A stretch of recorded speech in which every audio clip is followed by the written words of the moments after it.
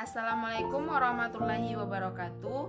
Perkenalkan, nama saya Yola Indrawani dengan NIM 200101022, Prodi S1 Keperawatan Stikes Piala Sakti Pariaman. Baiklah, di sini saya akan menjelaskan tentang cairan elektrolit. Cairan elektrolit. Cairan adalah larutan yang terdiri dari air atau pelarut dan zat tertentu, sedangkan elektrolit adalah mineral bermuatan listrik yang ada pada tubuh manusia.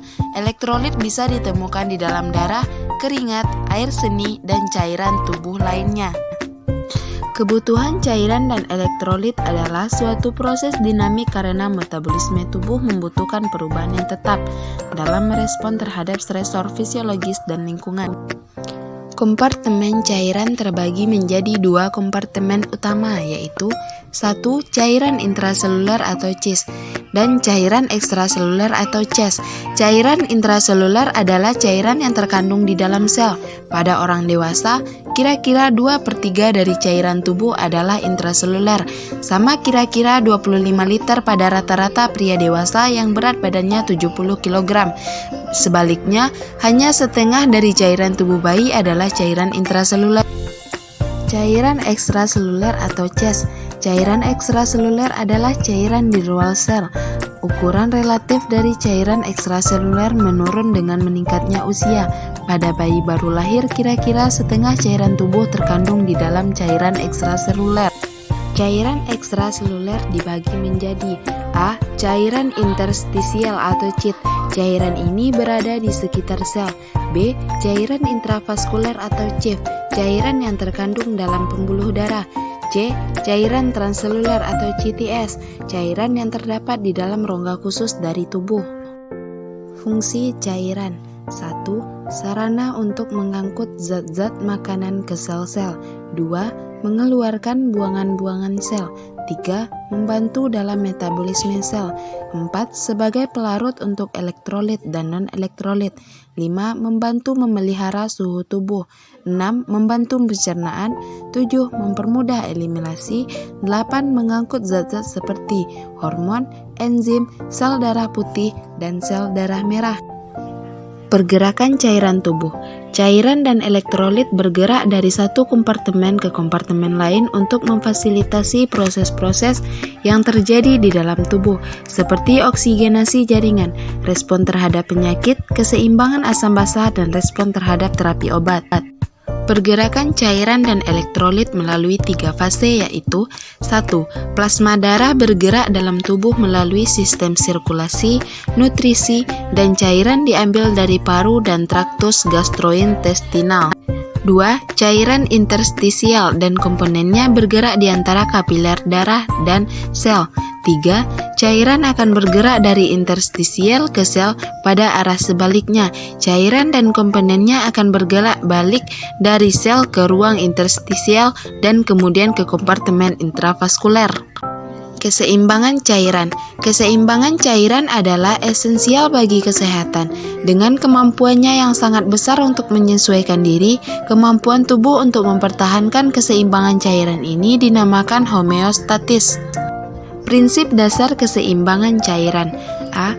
Air bergerak melintasi membran sel karena osmolaritas cairan intraseluler dan ekstraseluler. B.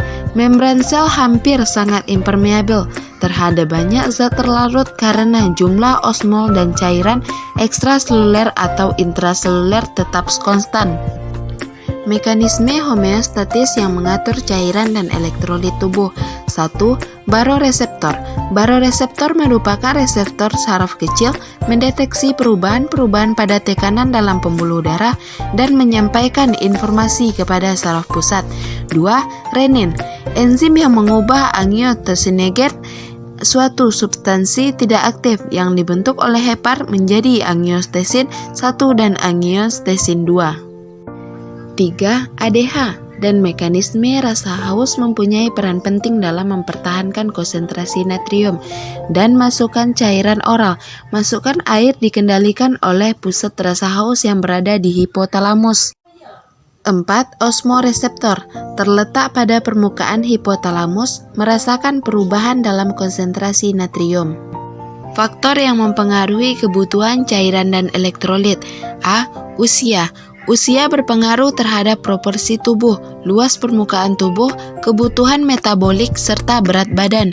Bayi dan anak di masa pertumbuhan memiliki proporsi cairan tubuh yang lebih besar dibandingkan orang dewasa.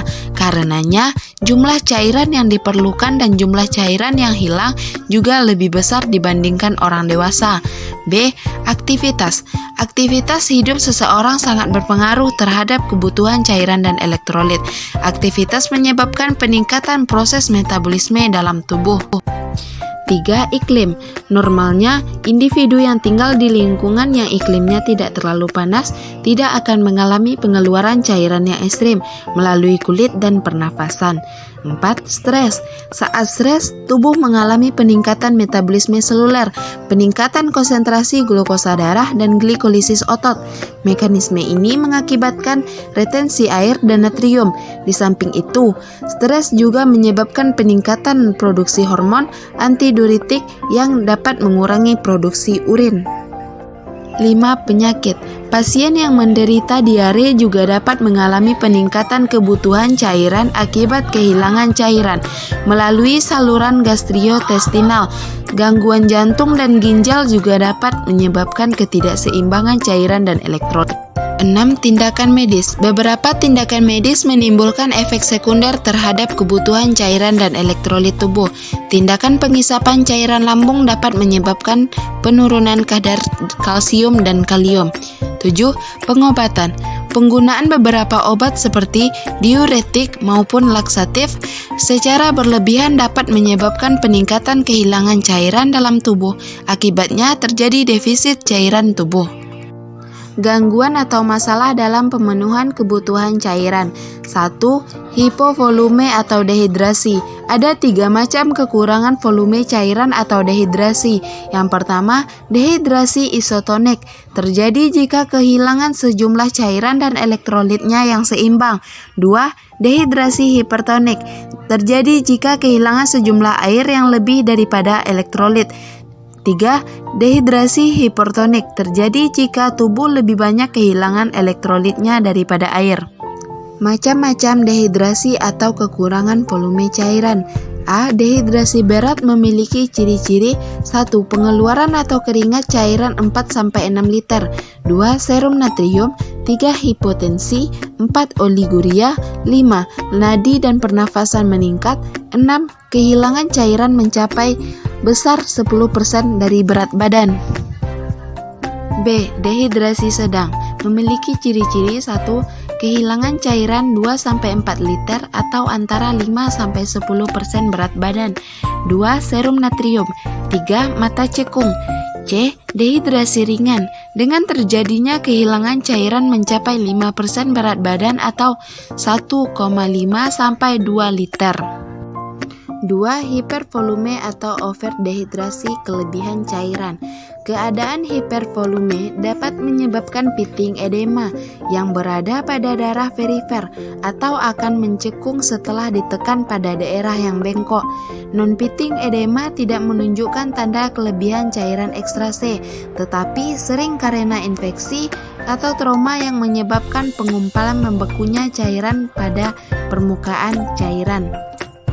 Penata laksanaan terapi cairan. Penata laksanaan terapi cairan meliputi 2 bagian dasar yaitu 1. Resusitasi cairan ditunjukkan untuk menggantikan kehilangan akut cairan tubuh sehingga seringkali dapat menyebabkan shock.